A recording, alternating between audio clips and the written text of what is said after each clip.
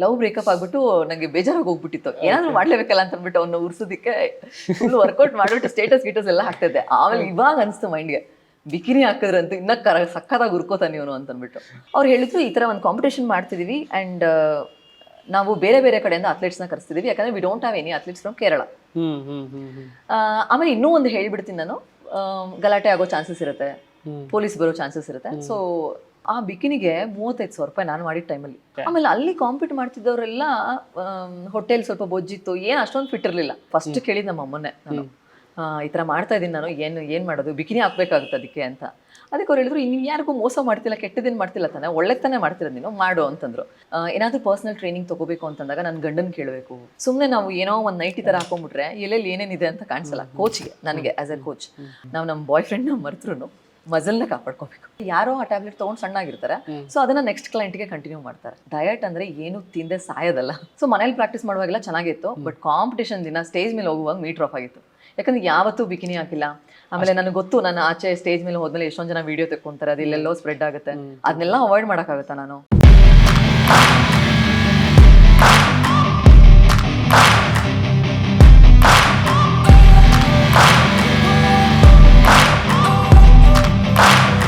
Don't wanna sleep in, cause I got something to prove. I gotta take what I hate and finally make a move. I think of you and all the shit you don't do. Well, I'ma make hella sure that I don't become you. I have no regrets, yeah, I'll tie up my chest. I'll never forget what it's like to be in debt. Baby, stabbed in the back bed, I'll show you what happens. Pass me the mic and I'll show you with action. I feel this pain, you already know. Turn that to gains, let my money show. I've got these things that I can't let go. Watch me turn this life into something that you could never own. I feel this pain, you already know. Turn that to gains, let my money show. I've got these things that I can't let go. Watch me turn this life into something that you could never own. So fight and die for the things you know you love. Do what you think is right until I do. Female ಒಂದು workout ಮಾಡಬೇಕಾದ್ರೆ ಅವ್ರಿಗಿರುವಂಥ positive ಏನು negative ಏನಾಗ್ಬೋದು ಅಂತ? ಇವಾಗ ಏನಾಗುತ್ತೆ ಅಂತಂದರೆ, ಕೆಲವೊಬ್ಬರು ನಾನು ನೋಡಿದ್ದೀನಿ, ನನ್ನ ಕ್ಲೈಂಟ್ಸ್ಗಳನ್ನೇ ಏನಾದರೂ ಪರ್ಸನಲ್ ಟ್ರೈನಿಂಗ್ ತೊಗೋಬೇಕು ಅಂತಂದಾಗ ನನ್ನ ಗಂಡನ ಕೇಳಬೇಕು.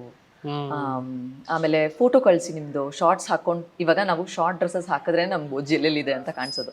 ಸುಮ್ಮನೆ ನಾವು ಏನೋ ಒಂದು ನೈಟಿ ಥರ ಹಾಕೊಂಡ್ಬಿಟ್ರೆ ಎಲ್ಲೆಲ್ಲಿ ಏನೇನಿದೆ ಅಂತ ಕಾಣಿಸಲ್ಲ ಕೋಚ್ಗೆ, ನನಗೆ ಆಸ್ ಎ ಕೋಚ್. ಅವ್ರುಗಳು ಫೋಟೋ ಸೆಂಡ್ ಮಾಡೋದಕ್ಕೆ ರಿಫ್ಯೂಸ್ ಮಾಡ್ತಾರೆ, ಇಲ್ಲ ನಮ್ಮ ಮನೇಲಿ ಬಿಡಲ್ಲ ಹಂಗೆ ಹಿಂಗೆ ಅಂತ. ಸೊ ಅದೆಲ್ಲ ಸ್ವಲ್ಪ ಮೈಂಡ್ ಸೆಟ್ ಹೋಗಬೇಕು. ಈವನ್ ಮನೆಯವ್ರುಗಳು ಕೂಡ ಅವ್ರುಗಳಿಗೆ ಬಿಡಬೇಕು ಜಿಮ್ಗಳಿಗೆ ಹೋಗೋಕ್ಕೆ. ಕೆಲವೊಬ್ರು ಜಿಮ್ಗೆ ಹೋಗೋಕ್ಕೇ ಬಿಡಲ್ಲ, ಅಲ್ಲೇನಾದರೂ ಆಗ್ಬಿಡುತ್ತೆ ಅಥವಾ ಗೊತ್ತಿಲ್ಲ, ಅದು ಏನು ಅವ್ರ ಮೈಂಡ್ ಸೆಟ್ಟಲ್ಲಿ ಇರುತ್ತೋ, ಹುಡುಗರ ಮೈಂಡ್ ಸೆಟ್ಟಲ್ಲಿ. ಬಟ್ ನನಗೇನು ಅನಿಸುತ್ತೆ ಅಂದರೆ, ಹುಡುಗರು ಆಗಿನ ಕಾಲದಿಂದನೂ ಯಾಕೆ ಹುಡುಗರಿಗೆ ಹೇಳಿ ಮಾಡಿಸ್ಕೊಂಡು ಬಂದಿದೆ ವರ್ಕೌಟ್ ಅಂತಂದರೆ, ಹುಡುಗಿರು ತುಂಬ ಸ್ಟ್ರಾಂಗ್ ಇದ್ದಾರೆ. ಸೊ ಹುಡುಗಿರು ಬಂದುಬಿಟ್ರೆ ಮೋಸ್ಟ್ಲಿ ಈ ಸ್ಟ್ರಾಂಗೆಸ್ಟ್ ಪಾರ್ಟ್ನ ಅವ್ರು ತುಂಬಿಡ್ತಾರೆ ಅಂತ ಅಂದ್ಬಿಟ್ಟು ಏನೋ ಒಂದು ಮಿತ್ತು ಮಾಡಿಟ್ಟಿದ್ದಾರೆ. ಆದರೆ ನನ್ನ ಪ್ರಕಾರ ಕೇಳೋದಾದರೆ ಪಾಸಿಟಿವ್ ಹುಡುಗಿರಿಗೆ ವರ್ಕೌಟು. ಯಾಕೆ ಅಂದರೆ, ಹುಡುಗರಿಗೆ ನಾರ್ಮಲ್ ಆಗಿ ಟೆಸ್ಟಿಸ್ಟೆರೋನ್ ಹಾರ್ಮೋನ್ಸ್ ಇರುತ್ತೆ. ಅವ್ರಿಗೆ ಹೆಂಗೆ ಗೊತ್ತಾ, ಸ್ಟ್ರಾಂಗ್ ಆಗಿ ಮಸಲ್ ಬಿಲ್ಡ್ ಮಾಡೋವಂಥ ಹಾರ್ಮೋನ್ಸೇ ಇರೋದು ನ್ಯಾಚುರಲ್ ಆಗಿ. ಬಟ್ ನಮ್ಗೆ ಹೆಂಗೆ ಅಂದರೆ, ಒಂಥರ ಪ್ರೊಟೆಕ್ಟ್ ಮಾಡೋ ಥರ ಸಾಫ್ಟ್ ಟಿಶ್ಯೂಸ್ ನಮಗೆ. ಇವಾಗ ಫಾರ್ ಎಕ್ಸಾಂಪಲ್ ನಮ್ಮ ಚೆಸ್ಟ್ ಪಾರ್ಟ್ ಆಗಿರ್ಬೋದು ಸಾಫ್ಟ್ ಇರುತ್ತೆ, ಎಲ್ಲ ನಮ್ದೆಲ್ಲ ಸಾಫ್ಟ್ ಇರುತ್ತೆ, ನಾವು ಪ್ರೊಟೆಕ್ಟ್ ಮಾಡ್ತೀವಿ ಆ ಥರ. ಈಗ ಒಂದು ಮಗುನ ಕಾಪಾಡಬೇಕು ಅಂತಂದರೆ, ಒಂದು ಇವಾಗ ನಾವು ಬೆಡ್ ಮೇಲೆ ಬಿದ್ದರೆ ಹೆಂಗೆ ಪ್ರೊಟೆಕ್ಟ್ ಆಗುತ್ತೆ, ಹಾಗೆ ನಮ್ಮ ಬಾಡಿ. ಸೊ ಈಸ್ಟ್ರೋಜನ್ ನಮಗಿರೋಂಥ ಹಾರ್ಮೋನ್ಸು. ಸೊ ನೀವು 100% ಎಫರ್ಟ್ ಆಗ್ತಿದ್ರೆ ಟ್ರಾನ್ಸ್ಫಾರ್ಮ್ ಆಗೋದಕ್ಕೆ ನಾವು 200% ಎಫರ್ಟ್ ಆಗಬೇಕಾಗತ್ತೆ. ಆದರೆ ನಮಗೆ ಬೇಕೇ ಬೇಕದು, ಯಾಕಂದರೆ ನಮ್ಗೆ ವಯಸ್ಸಾಗ್ತಾ ಆಗ್ತಾ ಮಸಲ್ ಲಾಸ್ ಆಗ್ತಾ ಇರುತ್ತೆ ಫೀಮೇಲ್ಸ್ಗೆ. ಬಟ್ ನ್ಯಾಚುರಲ್ ಆಗಿ ನಿಮಗೆ ಮಸಲ್ಸ್ ಇರುತ್ತೆ ಹುಡುಗರಿಗೆ. ಸೊ ಹಾಗಾಗಿ ನಾವು ಮಸ್ಟ್ ಆ್ಯಂಡ್ ಶುಡ್, ಹುಡುಗರು ಮಾಡೋದು ಬಿಟ್ಟರು ಒಂದು ಪಕ್ಷ ವರ್ಕೌಟು ಹುಡುಗಿರಂತೂ ಮಾಡಲೇಬೇಕು. ಅವ್ರ ಮಸಲ್ಸ್ನ ಕಾಪಾಡ್ಕೋಬೇಕು ಅಂತಂದ್ರೆ, ಮಸಲ್ಸ್ ಇರೋವರೆಗೂ ನಮಗೆ ಶಕ್ತಿ ಇರುತ್ತೆ, ಮಸಲ್ಸ್ ಇರೋವರೆಗೂ ನಾವು ಯಂಗಾಗಿ ಕಾಣಿಸ್ತೀವಿ. ಮಸಲ್ಸ್ ಹೋಯ್ತು ಅಂತಂದ್ರೆ ಎಲ್ಲ ಇಳಿ ಬಿದ್ದಿರೋ ಥರ ಕಾಣಿಸುತ್ತೆ. ಆ್ಯಂಡ್ ಫ್ಯಾಟ್ಗೆ ನಾವು ಇನ್ವೈಟ್ ಮಾಡ್ದಂಗೆ, ಬಾ ನೀನು ಬೇಕಾದ್ರೆ ಎಲ್ಲಿ ಬೇಕಾದ್ರೂ ಸೇರ್ಕೊ ಅಂತ. ಸೊ ಹಾಗಾಗಿ ಮಸಲ್ ತುಂಬಾ ಇಂಪಾರ್ಟೆಂಟ್ ಆಗುತ್ತೆ. ನಾವು ನಮ್ಮ ಬಾಯ್ ಫ್ರೆಂಡ್ನ ಮರೆತ್ರು ಮಸಲ್ನ ಕಾಪಾಡ್ಕೋಬೇಕು. ಜಿಮ್ ಮರಿಬಾರ್ದು. Be fit. ಹೌದು. ಎಸ್. ಒಂದಷ್ಟು ನೆಗೆಟಿವ್ ಅಂತ ಅಂದ್ರೆ ಏನೇನು ಪಾಸಿಟಿವ್, ಏನೇ ನೆಗೆಟಿವ್ ಡೈಲಿ ರೂಟೀನ್ಸ್? ನೆಗೆಟಿವ್ ಏನು ಆಗುತ್ತೆ ಅಂತಂದ್ರೆ, ನೀವು ಹೇಳ್ದಂಗೆ ನಾಲೆಡ್ಜ್ ಇಲ್ಲದೆ ರಾಂಗ್ ಫಾರ್ಮಲ್ಲಿ ಮಾಡೋದು. ಅವ್ರು ಯಾರೋ ಮಾಡ್ತಿದ್ದಾರೆ, ಅವ್ರು ಯಾರೋ ಹೇಳಿದ್ರು ಕೋಚ್ ಅಂತ ಅಂದ್ಬಿಟ್ಟು ಯಾವುದೋ ಫ್ಯಾಟ್ ಬರ್ನರ್ಸ್ಗಳನ್ನ ತಗೊಳ್ಳೋದು. ಅಂದ್ರೆ ನಾಲೆಡ್ಜ್ ಇರಲ್ಲ ನಿನಗೆ. ಫಸ್ಟ್ ಆಫ್ ಆಲ್ ಆ ಕೋಚ್ಗೆ ನಾಲೆಡ್ಜ್ ಇರಲ್ಲ. ಅವರು ಏನ್ ಮಾಡಿರ್ತಾರೆ ಅಂದ್ರೆ ಯಾರೋ ಆ ಟ್ಯಾಬ್ಲೆಟ್ ತಗೊಂಡು ಸಣ್ಣಾಗಿರ್ತಾರೆ, ಸೊ ಅದನ್ನ ನೆಕ್ಸ್ಟ್ ಕ್ಲೈಂಟ್ಗೆ ಕಂಟಿನ್ಯೂ ಮಾಡ್ತಾರೆ. So that is not the way the coach teach. Coach ಅದವ್ನಿಗೆ ಏನ್ ಗೊತ್ತಿರ್ಬೇಕು ಫಸ್ಟ್ ಅಂತಂದ್ರೆ, ನಿನ್ನ ಒಳಗಡೆ ಇಂಟರ್ನಲ್ ನಿನ್ನ ಬ್ಲಡ್ ಅಲ್ಲಿ ಏನೇನಿದೆ ಅದು ಗೊತ್ತಿರಬೇಕು. ನಿನ್ನ ಬ್ಲಡ್ ಅಲ್ಲಿ ಎಷ್ಟು ಜಿಂಕ್ ಇದೆ, ಎಷ್ಟು ಮೆಗ್ನೀಷಿಯಂ ಇದೆ, ಅದ್ರ ಮೇಲೆ ನಿನ್ನ ಡಯಟ್ ಡಿಪೆಂಡ್ ಆಗುತ್ತೆ, ಅದ್ರ ಮೇಲೆ ನಿನ್ನ ವರ್ಕೌಟ್ ಡಿಪೆಂಡ್ ಆಗುತ್ತೆ. ಅದ್ ಬಿಟ್ಬಿಟ್ಟು ಜನರಲ್ ಒಂದು ಚಾರ್ಟ್ ಮಾಡಿ ಇಟ್ಕೊಂಡ್ಬಿಟ್ಟು ಇವತ್ತು ನೀನ್ ಬಂದೆ ನಿನ್ಗೂ ಅದನ್ನ ಕೊಟ್ಟೆ, ನಾಳೆ ಇನ್ನೊಬ್ರು ಯಾರೋ ಬರ್ತಾರೆ ಅದಕ್ಕೂ ನೀನು ಕೊಟ್ಟೆ ಅಂದ್ರೆ that is not the thing. ಇವಾಗ ನಿಮ್ಗೆ ಡಯಟ್ ಬೇರೆ, ನನಗೆ ಡಯಟ್ ಬೇರೆ. ನಿಮ್ಮ ಇಂಟರ್ನಲ್ ನಿಮ್ಮ ಬ್ಲಡ್ ಅಲ್ಲಿ ಇರುವಂತ ಜಿಂಕ್ ಅಮೌಂಟೇ ಬೇರೆ ಅಥವಾ ಐರನ್ ಅಮೌಂಟೇ ಬೇರೆ, ನನ್ನ ಬ್ಲಡ್ ಇರುವಂತ ಐರನ್ ಅಮೌಂಟೇ ಬೇರೆ. ಅದಕ್ಕೆ ನಾನು ಹೇಳಿದ್ದು ಪ್ರತಿಯೊಬ್ಬರಿಗೂ ಪ್ರತಿಯೊಂದು ಇಂಡಿವಿಜುವಲ್ಗೂ ಚೇಂಜ್ ಆಗ್ತಾ ಹೋಗುತ್ತೆ ಡಯಟ್. ಈಗ ನಾನು ಸ್ಟೋರೀಸ್ ಅಲ್ಲಿ ಹಾಕ್ತಿರ್ತೀನಿ ನಾನು ತಿನ್ನೋದ್ನೆಲ್ಲ, ಅದನ್ನ ಯಾರೋ ನೋಡ್ಕೊಂಡು ಫಾಲೋ ಮಾಡಿದ್ರೆ ಖಂಡಿತ ವರ್ಕ್ ಆಗಲ್ಲ ಅದು, ಬಿಕಾಸ್ ನಿನ್ ಬಾಡಿ ಬೇರೆ. ಸೊ ಹಂಗಾಗಿ ಇದನ್ನ ಯಾರಿಗೂ ಕದಿಯಕ್ಕಾಗಲ್ಲ. ಅದಕ್ಕೆ ಅಲ್ವಾ ಟ್ರಾನ್ಸ್ಫಾರ್ಮೇಶನ್ ರೀಲ್ಸ್ ನೋಡಿದಿರಾ ನೀವು, ಎಷ್ಟು ಓಡುತ್ತೆ. ಯಾಕೆ ಎಲ್ರಿಗೂ ಆಗಕ್ಕಾಗಲ್ಲ? ಯೂಟ್ಯೂಬ್ ಅಲ್ಲಿ ಎಲ್ಲಾ ವಿಡಿಯೋಸ್ ಇದೆ, ಹೆಂಗ್ ಸಣ್ಣ ಆಗ್ಬೇಕು, ಏನ್ ತಿನ್ಬೇಕು ಎಲ್ಲ ಇದೆ. ಬಟ್ ಎಲ್ರು ಯಾಕೆ ಮಾಡಕ್ಕಾಗಲ್ಲ? Because each and every body is different. ಅದನ್ನ ನೀನು ಸ್ಟಡಿ ಮಾಡಿ ನಿನಗೇ ಆದಂಥ ಡಯಟ್ ಕೊಡೋದಕ್ಕೆ, ನಿನಗೇ ಆದಂಥ ವರ್ಕೌಟ್ ಕೊಡೋದಕ್ಕೆ ಒಬ್ಬ ಕೋಚ್ ಬೇಕಾಗುತ್ತೆ. ಸೊ ಈ ಕೋಚಲ್ಲಿ ಯಾವಾಗ ರಾಂಗ್ ಹೊಡಿಯುತ್ತೆ ಅವಾಗ ಅದು ಫೀಮೇಲ್ಸ್ಗೆ ನೆಗೆಟಿವ್ ಆಗುತ್ತೆ. ಆ್ಯಂಡ್ ನೀನು ಏನೋ ಸಾಧನೆ ಮಾಡಕ್ಕೆ ಬಂದಿದ್ಯಾ ಕಾಂಪಿಟೇಟಿವ್ ಲೆವೆಲಲ್ಲಿ ಅಂದಾಗ ಒಳ್ಳೆ ಕೋಚ್ ಬೇಕಾಗುತ್ತೆ. ಬಿಕಾಸ್ ಅವರು ಕೆಟಗರಿ ಯಾವ್ದು ಸಜೆಸ್ಟ್ ಮಾಡ್ತಾರೆ ನಮ್ಗೆ ಗೊತ್ತಿಲ್ಲ, ಬ್ಲೈಂಡು ನಾವು ಹೆಂಗಿರ್ತೀವಿ ಅಂದರೆ ಇಲ್ಲ ನಾನು ಏನು ಮಾಡಲೇಬೇಕು ಗುರು ಅಂತ. ಬಟ್ ಅವ್ರು ಯಾವ್ದಾದ್ರು ರಾಂಗ್ ಕೆಟಗರಿ ನಮಗೆ ಕೊಟ್ಬಿಟ್ಟು ನಮಗೆ ಎನ್ಹ್ಯಾನ್ಸ್ ಮಾಡುವಂಥ ಮೆಡಿಸಿನ್ಸ್ ಇರುತ್ತೆ. ಕೆಲವೊಂದು ಕೆಟಗರಿಗಳಿಗೆ ಬೇಕಾಗುತ್ತೆ ಅದು ಕಾಂಪಿಟೇಷನ್ ಅಲ್ಲಿ, ಅದೆಲ್ಲ ಕೊಟ್ಬಿಟ್ರೆ ನಾವು ಆ ಕೆಟಗರಿಗೆ ಹೋಗ್ಬಿಡ್ತೀವಿ, ನಾಲೆಡ್ಜ್ ಇರಲ್ಲ ನಮಗೆ. ಆಮೇಲೆ ನಾವು ಬ್ಯಾಕ್ ಟು ಫಾರ್ಮ್ ಹುಡುಗಿ ತರ ಬರೋದಕ್ಕಾಗಲ್ಲ. ವಾಯ್ಸ್ ಚೇಂಜ್ ಆಗುತ್ತೆ ಆ್ಯಂಡ್ ಫೇಶಿಯಲ್ ಹೇರ್ ಗ್ರೋತ್ ಆಗುತ್ತೆ. ಇದರೆಲ್ಲ ತುಂಬಾ ಕೇರ್ಫುಲ್ ಇರಬೇಕು. ಆ್ಯಂಡ್ ಡಯಟ್, ಎಸ್ಪೆಷಲಿ ಡಯಟ್ ಅಂದರೆ ಏನು ತಿಂದೆ ಸಾಯೋದಲ್ಲ, ನಮ್ಮ ಬಾಡಿಗೆ ಬೇಕಾಗಿರೋಂಥದ್ದನ್ನ ತಿಂದು ಒಳ್ಳೆ ರೀತಿಯಲ್ಲಿ ಬದುಕೋದು. ನಾನು ಡಯಟ್ ಅಂದ್ರೆ ಏನು ಅನ್ಕೊಂಡಿದ್ದೇನೆ ಅಂದರೆ ತಿನ್ನಬಾರ್ದು ಅಂತ. ಈಗ ನಾನು ಎಲ್ಲ ಹಾಕ್ತಾ ಇರ್ತೀನಿ ಇಷ್ಟೊಂದು ಊಟಗಳನ್ನೆಲ್ಲ. ಕೆಲವೊಬ್ರು ನನಗೆ DMs ಮಾಡ್ತಾರೆ, ಏನ್ ಮೇಡಮ್ ನೀವು ಡಯಟ್ ಅಂತೀರಿ, ಇಷ್ಟೊಂದು ನುಂಗ್ತೀರಾ ಅಂತ ಹಾಕ್ತಾರೆ ಮೆಸೇಜು. ಅವಾಗ ನನ್ಗೆ ಅನ್ಸುತ್ತೆ ಡಯಟ್ ಅಂದ್ರೆ ಇನ್ನ ಜನಕ್ಕೆ ಏನು ಅಂತಾನೆ ಅರ್ಥ ಆಗಿಲ್ಲ. ಡಯಟ್ ಅಂದ್ರೆ ಏನ್ ಅನ್ಕೊಂಡಿದ್ದಾರೆ, ಸೌತೆಕಾಯಿ ತರಕಾರಿ ತಿನ್ನೋದು, ಅನ್ನ ಬಿಡೋದು, ಇದೆಲ್ಲ ಎಲ್ಲವೂ ಬೇಕು ನಮ್ಗೆ. ಅನ್ನನೂ ತಿನ್ಬೇಕು, ನೀನು ರಾಗಿನೂ ತಿನ್ಬೇಕು, ತುಪ್ಪನೂ ತಿನ್ಬೇಕು, ಮೊಸರು ತಿನ್ಬೇಕು. ಕೆಲವೊಬ್ರು ಮೈಂಡಲ್ಲಿ ಇದೆ, ಅಯ್ಯೋ ತುಪ್ಪ ತಿನ್ಬಿಟ್ರೆ ದಪ್ಪ ಆಗ್ಬಿಡ್ತೀನಿ, ಆಮೇಲೆ ಮೊಟ್ಟೆಲಿರೋ ಎಲ್ಲೋ ತಿನ್ಬಿಟ್ರೆ ನಾನು ದಪ್ಪ ಆಗ್ಬಿಡ್ತೀನಿ, ಅದಕ್ಕೆ ಮೋಸ್ಟ್ಲಿ ನಾನು ದಪ್ಪ ಇರೋದು, ಏನೇನೋ ಇದೆ. ಆಮೇಲೆ ಮಧ್ಯಾಹ್ನ ನಿದ್ದೆ ಮಾಡಿದ್ರೆ ದಪ್ಪ ಆಗ್ತೀವಿ, ಚಾನ್ಸೇ ಇಲ್ಲ. ಅದಕ್ಕೆಲ್ಲ ದಪ್ಪ ಆಗೋ ಚಾನ್ಸಸ್ ಇಲ್ಲ. ಎಲ್ಲವನ್ನೂ ತಿನ್ಬೇಕಾಗುತ್ತೆ. ಏನು ತಿಂದಿರೋದು ಡಯಟ್ ಅಲ್ಲ, ನಿಮ್ಮ ಬಾಡಿಗೆ ರಿಕ್ವೈರ್ಮೆಂಟ್ ಇರುವಂತ ಪೌಷ್ಟಿಕಾಂಶನ ನೀವು ತಲುಪಿಸ್ಬೇಕು, ಅದು ಡಯಟ್. ಅಂದ್ರೆ ಇವಾಗ ಫಾರ್ ಎಕ್ಸಾಂಪಲ್ ಕಾರ್ಬ್ಸ್ ಬೇಕಾಗುತ್ತೆ ನಮ್ಮ ಬಾಡಿಗೆ, ಪ್ರೋಟೀನ್ ಬೇಕಾಗುತ್ತೆ, ಫ್ಯಾಟ್ ಬೇಕಾಗುತ್ತೆ, ಮತ್ತೆ ಫೈಬರ್ ಬೇಕಾಗುತ್ತೆ. ಇದು ಯಾವ್ದ್ರಲ್ಲಿ ನಾವು ಸಿಗುತ್ತೆ, ಪ್ರತಿಯೊಂದು ಮೀಲು ನಾವು ಪ್ಲಾನ್ ಮಾಡ್ಕೋಬೇಕು. ನಾನು ಏನ್ ತಿಂತಾ ಇದ್ದೀನಿ. ಈಗ ಫಾರ್ ಎಕ್ಸಾಂಪಲ್ ನಮ್ಮ ತಟ್ಟೆನ ನಾವು ನೋಡ್ಕೊಂಡ್ರೆ, ಇನ್ನೊಂದು ಏನಂದ್ರೆ ಸೌತ್ ಇಂಡಿಯನ್ಸ್ ಅಲ್ಲಿ ಏನ್ ಬೇಜಾರಾಗುತ್ತೆ ಅಂದ್ರೆ ನಮ್ದು ನಾಷ್ಟಗಳೆಲ್ಲ ಕಾರ್ಬ್ಸೇ ಇಷ್ಟವಂತ. ಪುಳಿಯೋಗರೆ, ಚಿತ್ರಾನ್ನ, ಉಪ್ಪಿಟ್ಟು ಎಲ್ಲ ರೈಸ್ ಐಟಮೇ ಜಾಸ್ತಿ. ಅದ್ರಲ್ಲಿ ಎಲ್ಲೋ ಬೇಕೋ ಬೇಡವೋ ಅಂತ ಹಿಂಗೆ ಎಸ್ತಿರ್ತಾರೆ ಬೆಳೆನ, ಅಷ್ಟೇ, ಅದೊಂದೇ ಪ್ರೋಟೀನ್. ಸೊ ಹಂಗಾಗಿ ನಾವೇನ್ ಮಾಡ್ಬೇಕಾಗುತ್ತೆ, ಪ್ಲಾನ್ ಮಾಡ್ಕೋಬೇಕಾಗುತ್ತೆ. ನನ್ನ ತಟ್ಟೆಲಿ ಎಷ್ಟು ಪ್ರೋಟೀನ್ ಇದೆ, ಇವಾಗ ಏನ್ ತಿಂತಾ ಇದೀನಿ ನಾನು, ಅದು ಗಮನದಲ್ಲಿ ಇರ್ಬೇಕಾಗುತ್ತೆ. ಸುಮ್ಮನೆ ನೀನ್ ಏನೋ ತಿಂತಾ ಇದೀನಿ ಅಂದ್ರೆ ನೀನ್ ನಾಲ್ಗೆಗೆ ಬೇಕಾಗಿರೋದನ್ನ ತಿಂದ್ರೆ ನಿನಗೆ ಹೇಗ್ ಬೇಕೋ ಹಾಗೆ ಬಾಡಿ ಇರಲ್ಲ. ನೀನ್ ನಾಲ್ಗೆಗೆ ಬೇಕಾಗಿರೋದನ್ನ ಅವಾಗ ತಿಂದು ನಿನ್ ದೇಹಕ್ಕೆ ಬೇಕಾಗಿರೋದನ್ನ ದಿನ ತಿಂದ್ರೆ ನಿನ್ ಬಾಡಿ ಕರೆಕ್ಟ್ ಆಗುತ್ತೆ, ಒಂದು ಶೇಪಲ್ಲಿ ಇರುತ್ತೆ. ಎಸ್. ಇನ್ನು ನಿಮ್ಮ ಬಗ್ಗೆ ಮಾತಾಡೋದಾದ್ರೆ, ನಾನು ಫಸ್ಟೇ ಹೇಳ್ದಂಗೆ ಫಸ್ಟ್ ಕಾಂಪಿಟೇಷನ್ ಬೆಂಗಳೂರಲ್ಲಿ ಬಿಕಿನಿ ಹಾಕೊಂಡು ಕಾಂಪಿಟೇಷನ್ ಕೊಟ್ಟಿದ್ದು ಅಂತ. ಸೊ ಅದು ಏನ್ ರೀಸನ್ ಅಂತ ಹೇಳಿದ್ರಿ. ಸೊ ಹೆಂಗೆ ವರ್ಕೌಟ್ ಸ್ಟಾರ್ಟ್ ಮಾಡಿದ್ರಿ? ಸೊ ಒಂದು ಪ್ರತಿ ರೆಗ್ಯುಲರ್ ಒಂದು ವೀಕಲ್ಲಿ ಒಂದೊಂದು ದಿನಕ್ಕೆ ಒಂದು ವರ್ಕೌಟ್ ಸ್ಟಾರ್ಟ್ ಮಾಡ್ತಾರೆ. ಸೊ ನಿಮ್ಮ ವರ್ಕೌಟ್ಗಳು ಹೇಗಿರುತ್ತೆ? ವರ್ಕೌಟ್ ನಂದು ಏನಾಯ್ತು ಅಂತಂದ್ರೆ, ಫಸ್ಟ್ ನಾನು ಸ್ಟಾರ್ಟ್ ಮಾಡಿದ್ದೇನೆ ತೀರಾ ವಿಗರ್ಸ್ ಡಯಟಲ್ಲಿ ಸ್ಟಾರ್ಟ್ ಮಾಡಿದ್ದು.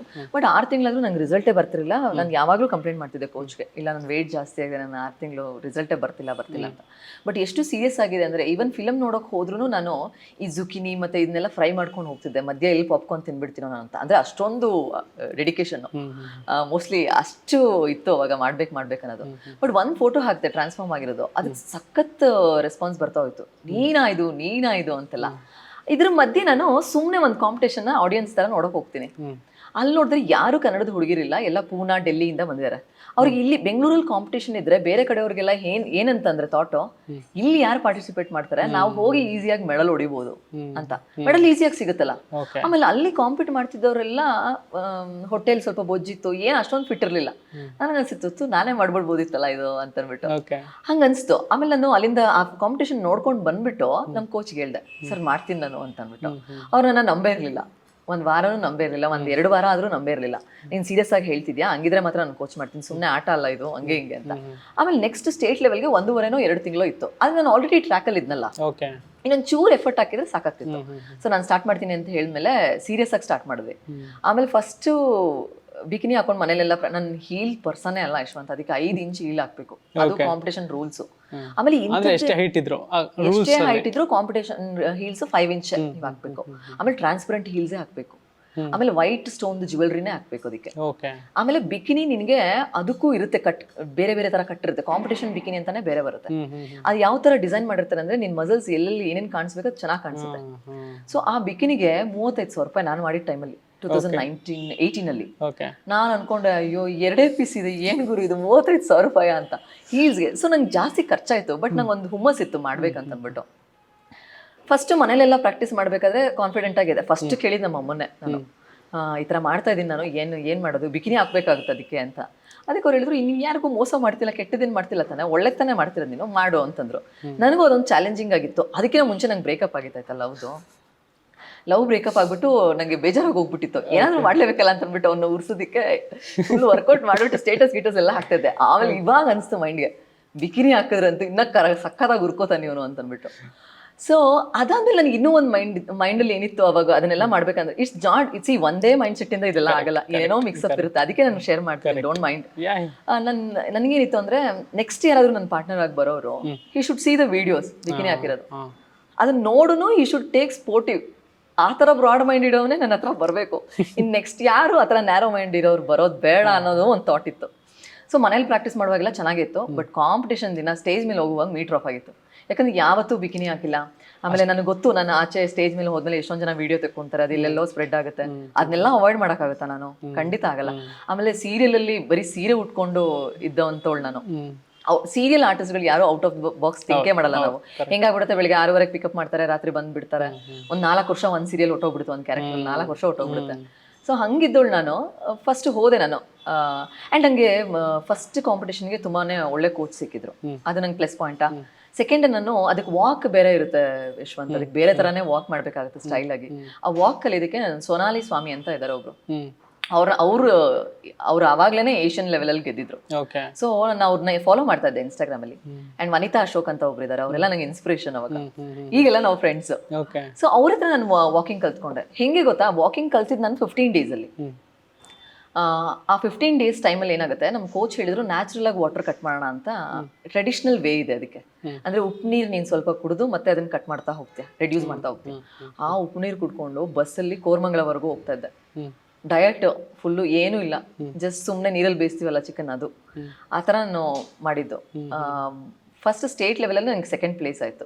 ಯಾಕಂದರೆ ನಾನು ವಾಕ್ ಮಾಡ್ದಂತ. ನಂದು ಪ್ಲಸ್ ಪಾಯಿಂಟ್ ಏನು ಗೊತ್ತಾ ಯಶವಂತ್, ಎಷ್ಟೊಂದು ಜನ ಅಥ್ಲೀಟ್ಸ್ಗಳಿಗೆ ಮೇಕಪ್ ನಾಲೆಡ್ಜ್ ಇರಲ್ಲ, ಮತ್ತೆ ಕಾನ್ಫಿಡೆನ್ಸ್ ಇರಲ್ಲ ಸ್ಟೇಜ್ ಮೇಲೆ ಹೋಗೋಕ್ಕೆ, ಅಥವಾ ಯಾರನ್ನ ಹೆಂಗೆ ಕೊಡ್ಬೇಕು, ಎಕ್ಸ್ಪ್ರೆಷನ್ ಆಗ್ಬೇಕು, ಅದೆಲ್ಲ ಗೊತ್ತಿರಲ್ಲ. ನಂದು ಇಲ್ಲಿ ಪ್ಲಸ್ ಪಾಯಿಂಟ್ ಏನಂದ್ರೆ ನಾನು ಮಾಡೆಲ್ ಮತ್ತೆ ಆರ್ಟಿಸ್ಟ್, ನನಗೆ ಅದೆರಡು ಪ್ಲಸ್ ಪಾಯಿಂಟ್ ಆಯ್ತು ಇಲ್ಲಿಗೆ. ಸೊ ಫಸ್ಟ್ ನಾನು ವಾಕ್ ಮಾಡಿದಾಗಲೇ ಅದೊಂಥರ ಕಾನ್ಫಿಡೆಂಟ್ ಇಂದ ವಾಕ್ ಮಾಡೋದಲ್ಲ, ಆ ಕಾನ್ಫಿಡೆನ್ಸ್ಗೆ ನನಗೆ ಅದು ವರ್ಕೌಟ್ ಆಯ್ತು. ಸೊ ಸೆಕೆಂಡ್ ಪ್ಲೇಸ್ ಬಂತು ಸ್ಟೇಟ್ ಲೆವೆಲ್ಲಿ. ಆಮೇಲೆ IHFF ಅಂತ ಬರುತ್ತೆ, ಒಲಿಂಪಿಯಾ ಪ್ರೋ ಕ್ವಾಲಿಫೈರ್ ಅಂತ, ಅದು ಬೆಂಗಳೂರಲ್ಲಿ ನಡೀತು. ಅದರಲ್ಲೂ ಕೂಡ 4th ಪ್ಲೇಸ್ ಅದೇ. ಅದ್ರಲ್ಲಿ ಏನಂದ್ರೆ ಬೇರೆ ಬೇರೆ ಕಂಟ್ರಿಯಿಂದ ಪಾರ್ಟಿಸಿಪೇಟ್ ಮಾಡ್ತಾರೆ. ನೀವು ಅವ್ರನ್ನೆಲ್ಲ ಚಾಲೆಂಜೇ ಮಾಡೋಕ್ಕಾಗಲ್ಲ ನ್ಯಾಚುರಲ್ ಆಗಿ. ಅಂದ್ರೆ ಮೆಡಿಸಿನ್ ಹಾಕ್ತಾ ಲೈಕ್ ಅವ್ರ ಜೊತೆ ಕಾಂಪೀಟ್ ಮಾಡೋದು ಕಷ್ಟ ಇದೆ, ಅಂಥದ್ರಲ್ಲೂ ನಾನು ಮಾಡಿದೆ. 4th ಪ್ಲೇಸ್ ಅದೇ. ಆ್ಯಂಡ್ ಮುಂಬೈಯಲ್ಲಿ ನ್ಯಾಷನಲ್ ಲೆವೆಲ್ ಮಾಡಿದೆ. ಆ್ಯಂಡ್ ಇದೆಲ್ಲದ್ರ ಮಧ್ಯೆ ಕೇರಳದಿಂದ ನಂಗೊಂದು ಆಫರ್ ಬಂತು. ಯಾಕೆ ಅಂತಂದ್ರೆ ಕೇರಳದಲ್ಲಿ ಬಾಡಿ ಬಿಲ್ಡಿಂಗ್ ಅಂದ್ರೆ ತುಂಬಾ ಅಪೋಸಿಷನ್, ಹುಡುಗಿರ್ ಮಾಡೋದು ಅಂದ್ರೆ. ಈಗಲ್ಲ, 4 years ಬ್ಯಾಕ್ ಅಂದ್ರೆ ಹುಡುಗಿರ್ ಯಾರು ಮಾಡಂಗಿಲ್ಲ, ಒಂಥರ ಆರ್ಥೋಡಾಕ್ಸ್ ಫೀಲಿಂಗ್. ಅವ್ರು ಹೇಳಿದ್ರು ಈ ತರ ಒಂದು ಕಾಂಪಿಟೇಷನ್ ಮಾಡ್ತಿದೀವಿ, ಅಂಡ್ ನಾವು ಬೇರೆ ಬೇರೆ ಕಡೆಯಿಂದ ಅಥ್ಲೆಟ್ಸ್ ನ ಕರೆಸ್ತಿದೀವಿ, ಯಾಕಂದ್ರೆ we don't have any athletes from Kerala. ಆಮೇಲೆ ಇನ್ನೂ ಒಂದು ಹೇಳ್ಬಿಡ್ತೀನಿ ನಾನು, ಗಲಾಟೆ ಆಗೋ ಚಾನ್ಸಸ್ ಇರುತ್ತೆ, ಪೊಲೀಸ್ ಬರೋ ಚಾನ್ಸಸ್ ಇರುತ್ತೆ. So if you are bold enough to compete then that is fine ಅಂತ. ಅಂಡ್ ನೀವು ನೆಕ್ಸ್ಟ್ ನಮ್ಮ ಕೇರಳದಲ್ಲಿ ಬರೋ ಅಥ್ಲೀಟ್ಸ್ಗೆ ನೀವು ಮೋಟಿವೇಟ್ ಮಾಡ್ದಂಗೆ ಆಗುತ್ತೆ ಅಂತ ಅದೊಂದು ಪಾಯಿಂಟ್ ಹೇಳಿದ್ರು. ಅದು ನನಗೆ ಇವಾಗಲೂ ಅಷ್ಟೇ, ಎಷ್ಟೊಂದು ಜನ ಹೆಣ್ಮಕ್ಳು ಮೋಟಿವೇಟ್ ಮಾಡೋದಂದ್ರೆ ನಂಗೆ ಸಖತ್ ಇಷ್ಟ. ಸೊ ನಾನು ರಿಸ್ಕ್ ತಗೊಳ್ಳೋಣ ಬಿಡು ಅಂತ ಅಂದ್ಬಿಟ್ಟು ಹೋದೆ ಕೇರಳವರೆಗೂ. That was a very first body building competition where females are participating. So ಅಲ್ಲಿ ಚಾಂಪಿಯನ್ಶಿಪ್ ವಿನ್ ಆದೆ ನಾನು. ಅವತ್ತು ಗಲಾಟೆ ಆಯ್ತು, ಪೊಲೀಸವ್ರು ಬಂದ್ರು, ಎಲ್ಲ ಆಯ್ತು. ಆಮೇಲೆ ನನ್ನ ಬಾಡಿ ಬಿಲ್ಡಿಂಗ್ ಮಾಡಿದ ವಿಡಿಯೋ ಸಖತ್ ಟ್ರಾಲ್ ಆಯ್ತು ಮಲಯಾಳಂ ಯೂಟ್ಯೂಬ್ ಚಾನಲ್ಸ್ ಅಲ್ಲಿ. ಒಂಥರ ಅದೇನೇನೋ ಡೈಲಾಗ್ಸ್ ಹಾಕ್ಬಿಟ್ಟು ಅದೆಲ್ಲ ಟ್ರಾಲ್ ಆಯ್ತು. ಬಟ್ ಇವಾಗ ಐ ಆಮ್ ಸೋ ಹ್ಯಾಪಿ.